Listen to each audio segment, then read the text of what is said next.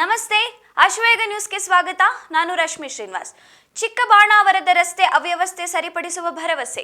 ಬೃಹತ್ತಾಗಿ ಬೆಳೆದಿರುವ ಬೆಂಗಳೂರು ಮಹಾನಗರದ ಪ್ರಮುಖ ಭಾಗಗಳಲ್ಲಿ ಚಿಕ್ಕಬಾಣಾವರವು ಗಮನಾರ್ಹವಾಗಿದೆ. ಇಲ್ಲಿ ಎಷ್ಟೋ ವರ್ಷಗಳಿಂದ ರೈಲ್ವೆ ನಿಲ್ದಾಣ ಕೂಡ ಇದೆ.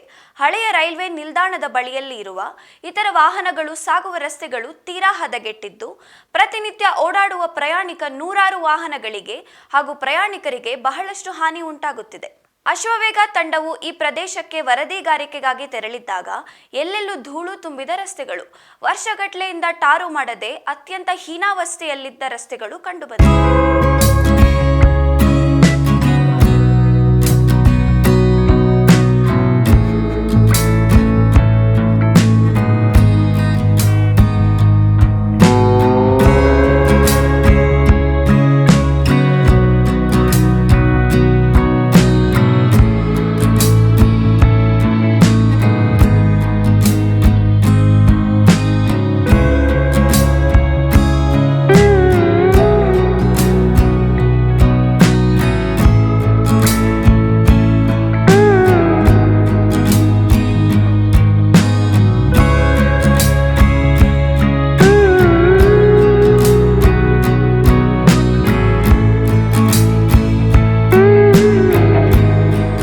ಹೊರನಡೆದು ಪ್ರಶಾಂತವಾದ ಪರಿಸರ ಬೇಕೆಂದು ಈ ಜಾಗದಲ್ಲಿ ನೆಲೆ ನಿಂತ ಮಂದಿಗೆ ಅಲ್ಲಿಯೂ ಕೂಡ ಉತ್ತಮ ವಾತಾವರಣ ದೊರೆಯದೇ ಇರುವುದು ನಿಜಕ್ಕೂ ಬೇಸರದ ವಿಷಯವಾಗಿದೆ. ಇಲ್ಲಿ ಸತತವಾಗಿ ಒಂದು 20 ವರ್ಷದಿಂದ ರೋಡ್ ಹೀಗೆ ಇದೆ. ಒಂದು 30 ವರ್ಷದಿಂದ ಇದೆ ಮೇಡಮ್ ಅವರೇ. 20 ವರ್ಷ 30 ವರ್ಷದಿಂದ ಹಿಂಗೆ ಇದೆ.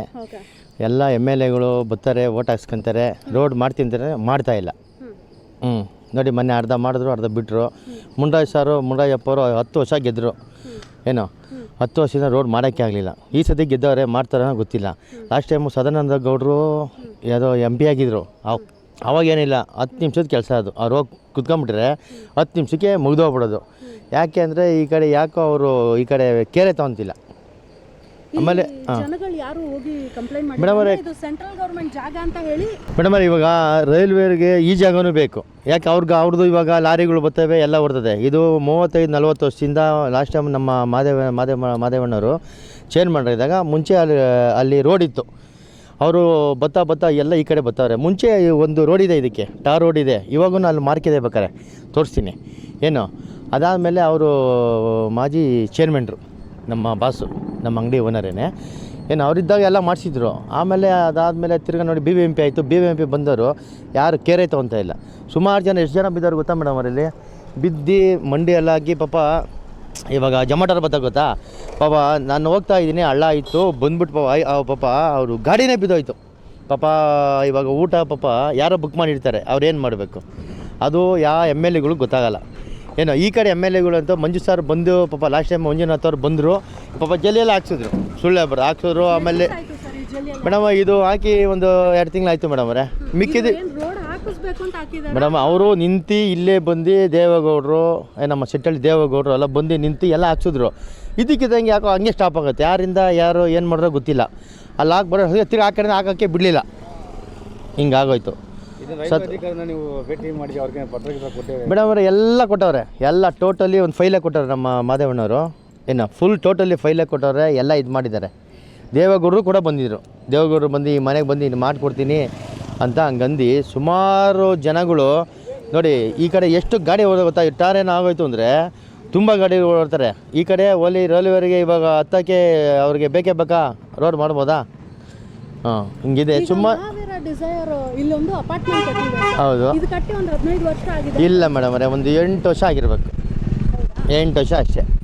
ಇವರು ಮಹಾವೀರ ಡಿಸೈರ್ ಅವ್ರ ಓನರ್ ಏನು ಇದು ತಗೊಳ್ತಿಲ್ಲ? ಮಹಾವೀರ್ ಡಿಸೈರ್ ಅವರು ಮಾಡ್ತೀನಿ ಅಂದರು. ಅವರು ಯಾಕೋ ಮಾಡಿಲ್ಲ, ಗಮನಕ್ಕೆ ತೊಗೊಂಡಿಲ್ಲ. ಲಾಸ್ಟ್ ಟೈಮ್ ಪಾಪ ಮಂಜುನಾಥರೆಲ್ಲ ಬಂದು ಇಲ್ಲೆಲ್ಲ ಪಾಪ ಅವರೇ ನಿಂತು ಮಾಡಿದ್ದಾರೆ. ದೇವೇಗೌಡರು ಅವರು ಎಲ್ಲ ನಿಂತು ಮಾಡಿದ್ದಾರೆ. ಸರ್ ರೋಡು ಇವಾಗ ಯಾರು ಮಾಡಿಸ್ಕೊಳ್ಳೋದು ಅಂತಿಲ್ಲ. ಎಲ್ಲರೂ ಮಾಡಿಸ್ಕೊಡ್ತೀನಿ ಅಂತಾರೆ, ರೋಡ್ ಆಗಿಲ್ಲ. ಬಟ್ ಈಗ ನೀವು ನಿಮ್ಮ ನಾಗರಿಕರು ನೀವೇನು ಸರ್ ಇವಾಗ ಫಸ್ಟ್ 10 ವರ್ಷ ಮುನ್ರಾಜಪ್ಪರು ಇದ್ದರು, ರೋಡೇ ಮಾಡಲಿಲ್ಲ. ಈ ಕಡೆ ಬರಲೇ ಇಲ್ಲ ಬಿಡ್ರಿ ಅವರು, ಈ ಕಡೆ ಬರಲೇ ಇಲ್ಲ. ಏನು ಆಯಿತಾ? ಮಂಜುನಾಥ್ ಅವ್ರು ಪಾಪ ಸುಳ್ಳೇ ಬರೆದು ಬಂದು ಇದೆಲ್ಲ ಮಾಡಿ ಲಾಸ್ಟ್ ಟೈಮೆಲ್ಲ ಪ್ರತಿಯೊಂದಕ್ಕೂ ಇದೆಲ್ಲ ಮಾಡ್ಕೊಂಡು ಎಲ್ಲ ಜಲ್ಲಿನ ಹಾಕ್ಸಿರೋದು ಅವರೇ, ಮಂಜುನಾಥ್ ಅವರೇ. ಇನ್ನು ಈ ಸತಿ ಮುನ್ರಾಜವ್ರು ಬಂದವ್ರೆ, ಮುನ್ರಾಜಪ್ಪವರು ಇವಾಗ ಇದು ಮಾಡಬೇಕು ಹಿಂಗೆ ಮಾಡ್ತಾರಂತ ನಂಬಿಕೆ ಇದೆಯಾ ಸರ್. ಇವಾಗ ಮಾಡಿದ್ರೆ ನೆಕ್ಸ್ಟ್ ಅವ್ರು ಓಟ್ ಬಿಡ್ತದೆ. ಹೋದ ಸತಿ ಸೋದವರು, ಈ ಸತಿ ಗೆದ್ದವ್ರೆ, ಎಲ್ಲ ಕಣ್ಕಣ್ಣೆ ತೋರಿಸವ್ರೆ. ಅವ್ರು ಮಾಡಬೇಕು, ಮಾಡಿದ್ರೆ ಇನ್ನು ನೆಕ್ಸ್ಟ್ ಸತಿ ಅವರೇ ವಿನ್ ಆಗ್ತಾರೆ ಅಷ್ಟೇ. ಇವಾಗ ಸರ್ಕಾರ ಬಂದು ಹೋದ ಸತಿ ಎಲ್ಲ BJP, ಈ ಸತಿ ಕಾಂಗ್ರೆಸ್ ಆಯಿತಾ, ಎಲ್ಲ ಮನುಷ್ಯರು ಜನಗಳು ಅವರೇ ತಿಳ್ಕೊತಾರೆ, ಮಾಡ್ತಾರೆ ಅಷ್ಟೇ. ಹಿಂದೆ ಸಾಕಷ್ಟು ಬಾರಿ ಸ್ಥಳೀಯ ನಾಗರಿಕರು ತಮ್ಮ ಸಮಸ್ಯೆಗಳನ್ನು ತಿಳಿಸಿ ಕಾರ್ಪೊರೇಟರ್ಗಳಿಗೆ, ಶಾಸಕರಿಗೆ ಅಹವಾಲು ಸಲ್ಲಿಸಿದ್ದರೂ ಯಾವುದೇ ಉಪಯೋಗ ಆಗಿರಲಿಲ್ಲ. ಇದೀಗ ನೂತನವಾಗಿ ಗೆದ್ದು ಬಂದಿರುವ ಬಿಜೆಪಿಯ ಶಾಸಕ ಮುನಿರಾಜು ಅವರು ಸ್ಥಳವನ್ನು ಪರಿಶೀಲಿಸಿದ್ದು ಆದಷ್ಟು ಬೇಗನೆ ದುರಸ್ತಿ ಮಾಡಿಸುವುದಾಗಿ ಭರವಸೆ ಇತ್ತಿದ್ದಾರೆ. ಬದುಕಿಗಾಗಿ ವಾಸದ ಪರಿಸರವು ಹಾಗೂ ರಸ್ತೆಗಳು ಕೂಡ ಅತ್ಯಂತ ಮುಖ್ಯವಾಗಿದ್ದು, ಈ ನಿಟ್ಟಿನಲ್ಲಿ ತಾವು ಕ್ರಮ ಕೈಗೊಳ್ಳುವುದಾಗಿ ನಮ್ಮ ವರದಿಗಾರರಿಗೆ ತಿಳಿಸಿದ್ದಾರೆ. 1994ನಲ್ಲಿ ನಾನು ಇಲ್ಲಿ ಚೇರ್ಮನ್ ಆಗಿದ್ದೆ. ಈಗ ನಾನು ಎಕ್ಸ್ ಚೇರ್ಮನ್ನು. ಆಗ ರಸ್ತೆನ ನಾನು ಮಾಡಿಸಿದ್ದೆ. ನಾನು 40 ಅಡಿ ಅಗಲ ರಸ್ತೆನ, ಅಲ್ಲಿ ರೈಲ್ವೆ ಗೇಟ್ ಇತ್ತು ಮೊದಲು. ಅದು ಸ್ಟೇಟ್ ಹೈವೇ, ಅದು ಸ್ಟೇಟ್ ಈ ಕಡೆಯಿಂದನೇ ಬಸ್ಸುಗಳೆಲ್ಲ ಹೋಗ್ತಾಯಿದ್ರು. ರೈಲ್ವೆ ಸ್ಟೇಷನ್ ಕೂಡ ಈ ಕಡೆನೇ ಇತ್ತು. ಇದು ಆ್ಯಕ್ಚುಲಿ ರೈಲ್ವೆ ಸ್ಟೇಷನ್ ರೋಡ್. ಇದು ಒಂದು ಸಾರಿ ರಸ್ತೆ ಅಂತ ಬಿಟ್ಟ ಮೇಲೆ ಸಾರ್ವಜನಿಕರಿಗೆ ಅದನ್ನು ಯಾವತ್ತೂ ಬಂದ್ ಮಾಡೋಂಗಿಲ್ಲ, ಕಾನೂನಲ್ಲಿದೆ. ಅದೇ ರೀತಿ ನನಗೆ ಚಂದ್ರಶೇಖರ ಮೂರ್ತಿ ಅವರು MP ಇದ್ರು ಇಲ್ಲಿ. ಆಗ ನನಗೆ ಲೆಟ್ರ್ ಕೊಟ್ಟಿದ್ದಾರೆ, ರೈಲ್ವೆ ಡಿಪಾರ್ಟ್ಮೆಂಟಿಂದ ನನಗೆ ಲೆಟ್ರ್ ಕೊಟ್ಟಿದ್ದಾರೆ, ರಸ್ತೆ ನೀವು ಮಾಡ್ಕೊಳ್ಳಿ ಅಂತ. ಆ ಬೇಸಿಸ್ ಮೇಲೆ ನಾನು ರಸ್ತೆನ ಮಾಡಿಸಿದ್ದೆ. ತಾಲೂಕ್ ಪಂಚಾಯಿತಿಯಿಂದ 1 ಲಕ್ಷ ಖರ್ಚಿನ ವೆಚ್ಚದಲ್ಲಿ ಮಾಡಿಸಿದ್ದೆ ನಾನು. ಆ ಲೆಟ್ರೂ ಕೂಡ ಇದೆ. ಮತ್ತು ಯಾರೂ ಕೂಡ ಇಲ್ಲಿ ಗೆದ್ದಂಥವರು ಇದನ್ನು ಅವ್ರಿಗೆ ಮನವಿ ಮಾಡಿದ್ವಿ. ನಾನು ಸುಮಾರು ಸಾರಿ ಮನವಿ ಮಾಡಿದೆ.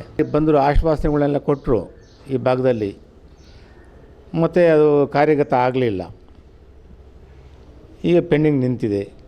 ಸರ್ ನಿಮ್ಮ ರೋಡ್ ಯಾವ ವರ್ಷದಲ್ಲಿ ಹಾಕ್ಸಿದ್ರು? 1996ಅಲ್ಲಿ. ಸೊ 1996 ಅಲ್ಲೇ ಲಾಸ್ಟ್ ಅಲ್ಲಿ ರೋಡ್ ಆಗಿರೋದು. ಹೌದು. ಅದಾದ್ಮೇಲೆ ಯಾವುದೇ ತರ ರೋಡ್ ಆಗಲಿಲ್ಲ. ಈಗ ಆಮೇಲೆ ಅಪಾರ್ಟ್ಮೆಂಟ್ ಕಟ್ಟಬೇಕಾದ್ರೆ ನೀವೇ ಬಿಲ್ಡರ್ಸ್ ಅಲ್ವಾ? ಅದಕ್ಕೆ ಬಿಲ್ಡರ್ಸ್ ಅಲ್ಲ, ನಾನು ಲ್ಯಾಂಡ್ ಓನರ್ ನಾನು. ಓನರ್. ಸೊ ಅದನ್ನ ಮುನ್ರಾಜ್ ಅವರು ಇಲ್ಲಿ ಬಂದು ಆಲ್ರೆಡಿ ಬಿಲ್ಡಿಂಗ್ ಕಟ್ಟಿ ಅಂದ್ರೆ ಅಪಾರ್ಟ್ಮೆಂಟ್ ಕಟ್ಟಿ ಒಂದು 2 ವರ್ಷ ಆದ್ಮೇಲೆ ಮುನ್ರಾಜ್ ಅವರು ಇಲ್ಲಿ ಬಂದಾಗಲೂ ಜನಗಳು ಅಪಾರ್ಟ್ಮೆಂಟ್ ಕೇಳಿದ್ರು. ಕೇಳಿರ್ತಾರೆ. ಹೌದು, ಕೇಳಿದ್ದಾರೆ. ಸೊ ಅವಾಗ ಮುನ್ರಾಜ್ ಅವರು ಮಾಡಿಸ್ಕೊಡ್ತೀನಿ ಅಂತ ಆಶ್ವಾಸನೆ ಕೊಟ್ಟಿದ್ರು. ಅದಾದ್ಮೇಲೆ ಏನಿದೆ ಸರ್? ಮತ್ತು ಅವರು ಏನು ಮಾಡಲಿಲ್ಲ, ನಾನು ಮಾಡ್ತಾಯಿದ್ದೀನಿ, ಪ್ರೊಸೆಸ್ ಮಾಡ್ತಾಯಿದ್ದೀನಿ, ರೈಲವರು ಒಪ್ತಾ ಇಲ್ಲ, ಹಾಗೆ ಹೀಗೆ ಅಂತೇಳಿ ಕಾರಣಗಳು ಹೇಳ್ಕೊಂಡೇ ಬಂದರು, ಮಾಡಿಲ್ಲ. ಆಮೇಲೆ ಮಧ್ಯೆ ಓಡಾಡೋದಕ್ಕೆ ತುಂಬ ಇಲ್ಲೆಲ್ಲ ಇನ್ಸ್ಟಿಟ್ಯೂಷನ್ಸ್ ಎಲ್ಲ ಜಾಸ್ತಿ ಇದೆ, ಭಾಳ ವೆಹಿಕಲ್ಸ್ ಎಲ್ಲ ಓಡಾಡ್ತವೆ. ಹಂಗಾಗಿ ರಸ್ತೆಗಳು ಗುಂಡಿ ಬಿದ್ದಾಗ ಮಳೆಯಲ್ಲಿ ಭಾಳ ಜನ ಬೀಳೋದು ಹೇಳೋದು ಇದೆಲ್ಲ ಆಗ್ತಾಯಿತ್ತು. ಆಗ ಅವರು ಒಂದು 2 ಸಾರಿ ಜಲ್ಲಿ ಹೊಡೆಸ್ಕೊಟ್ಟಿದ್ರು, ನಾವೇ ಹಾಕ್ಕೊಟ್ವಿ. ಆಮೇಲೆ ಅಲ್ಲೊಂದು ಮೋರಿ ಮಾಡಬೇಕಾಗಿತ್ತು. ಆ ಮೋರಿನೂ ಕೂಡ ನಾನೇ KH ಮುನಿಯಪ್ಪ ಅವ್ರು ಕರ್ಕೊಂಬಂದು ತೋರಿಸಿ ಮೋರಿ ಮಾಡ್ಕೊಳ್ಳೋದಕ್ಕೆ ಪರ್ಮಿಷನ್ ತಗೊಂಡು ಮಾಡಿಸಿದ್ವಿ. ಫಂಡ್ ಅವರೇ ಕೊಟ್ಟಿದ್ರು, ಮುನ್ರಾಜ್ ಅವರು ಕೊಟ್ಟಿದ್ದರು, ನಾನೇ ನಿಂತ್ಕೊಂಡು ಮಾಡಿಸಿದ್ದೆ ಅದನ್ನು. ಹೀಗಾಗಿ ಈಗ ಯಾರು ಇದ್ರ ಬಗ್ಗೆ ಗಮನ ಹರಿಸ್ತಾ ಇಲ್ಲ. ಅವರುಗಳು ಮನೆ ಮುಂದೆ ಆಗಿದ್ದರೆ ಯಾರೂ ಬಿಡ್ತಾ ಇರಲಿಲ್ಲ, MLAಗಳು ಮಾಡ್ತಾಯಿದ್ರು. ಇಲ್ಲಿ ಬಂದಂಥವ್ರು ನಾನು ಮಾಡಿಸಿದ್ದು ಬಿಟ್ಟರೆ ಮತ್ತೇನು ಮಾಡಿಸಿಲ್ಲ. ಸರ್ ಇವಾಗ ಇದಾದ್ಮೇಲೆ ಏನಾದರೂ ಕೇಸಸ್ ರೇಸ್ ಆಗಿದೆಯಾ ಅಥವಾ ಕಂಪ್ಲೇಂಟ್ ರೇಸಸ್ ಆಗಿದೆಯಾ? ಕೋರ್ಟಲ್ಲಿ ಏನಾದರೂ ಕೇಸ್ ನಡೆದಿದೆಯಾ? ಏನಿಲ್ಲ, ಕೋರ್ಟಲ್ಲಿ ಕೇಸೆಲ್ಲ ಏನಿಲ್ಲ, ಯಾವುದಾದ್ರು ಕೇಸ್ ಇಲ್ಲ. ಈ ಥರ ರೋಡ್ ನಮ್ಮದು ಅಂತ ಹೇಳಿ ರೈಲ್ವೆ ಸೆಂಟ್ರಲ್ ಗೌರ್ಮೆಂಟಿಂದ ಯಾವುದೇ ಥರ ಕೇಸಸ್ ಇಲ್ಲ? ಯಾವುದೂ ಇಲ್ಲ. ರೈಲ್ವೆ ಮಿನಿಸ್ಟ್ರಿಗೆ ಮನವಿ ಪತ್ರ ಕೊಟ್ಟಿದ್ದಾರೆ. ಕೊಟ್ಟಿದ್ದೀವಿ, ಅದಕ್ಕೇನು ಪ್ರತಿಕ್ರಿಯೆ? ಮಾಡ್ತೀವಿ ಅಂತ ಹೇಳ್ತಾರೆ, ಅಷ್ಟೇ, ಮಾಡಿಲ್ಲ. ರೈಲ್ವೆ ಮಿನಿಸ್ಟರ್ ಕೊಟ್ಟಿದ್ದೀವಿ, ರೈಲ್ವೆ ಅಧಿಕಾರಿಗಳು ಸಂಬಂಧಪಟ್ಟವ್ರು ಕೊಟ್ಟಿದ್ದೀವಿ, DRM ಕೂಡ ಇನ್ಸ್ಪೆಕ್ಷನ್ ಮಾಡಿದ್ದಾರೆ, ಗಮನ ಹರಿಸಿಲ್ಲ. ಈಗ ಈ ಟರ್ಮ್ MLA ಅವರು ಕಡೆಯವರು ಬಂದು ಅಪಾರ್ಟ್ಮೆಂಟ್ನಲ್ಲೇ ಮೀಟಿಂಗ್ ಮಾಡಿದ್ದಾರೆ. ನಾವು ಈ ಸಾರಿ ನಮಗೆಲ್ಲ ವೋಟ್ ಹಾಕಿ ನಾವು ಮಾಡಿಸ್ಕೊಡ್ತೀವಿ ಅಂತ ಅಶ್ಯೂರ್ ಮಾಡಿದ್ದಾರೆ. ಇದು ಈ ಕ್ಷಣದ ನ್ಯೂಸ್. ನಿರಂತರವಾಗಿ ವೀಕ್ಷಿಸಿ ಅಶ್ವವೇಗ 24x7.